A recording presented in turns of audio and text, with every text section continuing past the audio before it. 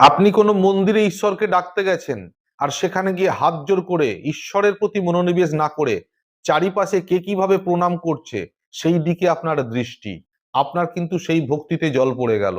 ঈশ্বর আপনার ডাকে কোনোভাবেই সাড়া দেবেন না।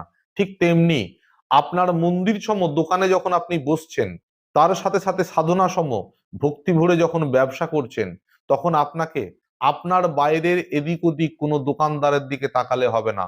অন্য কোনো দোকানে কত কাস্টমার আসছে, আমার কাছে এলো না, এ নিয়ে মনের মধ্যে দ্বিধা দ্বন্দ্ব আক্ষেপ রাখলে চলবে না।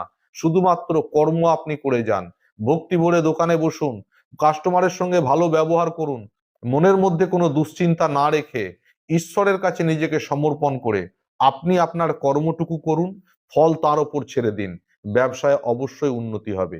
আর যদি ব্যবসা করতে করতে আপনার দোকানে কি বিক্রি হচ্ছে তাতে সন্তুষ্ট না হয়ে এদিক ওদিক তাকান, অন্য দোকানে কতগুলো কাস্টমার আসছে সে নিয়ে ব্যতিব্যস্ত হয়ে পড়েন, তাহলে জেনে রাখবেন আপনার হিংসা তার জন্য জয় হবে, আপনার জন্য তার উন্নতি ঘটবে। সুতরাং কারোর দিকে না তাকিয়ে নিজের কর্মটুকু নিজে করুন, এতেই আপনার উন্নতি হবে।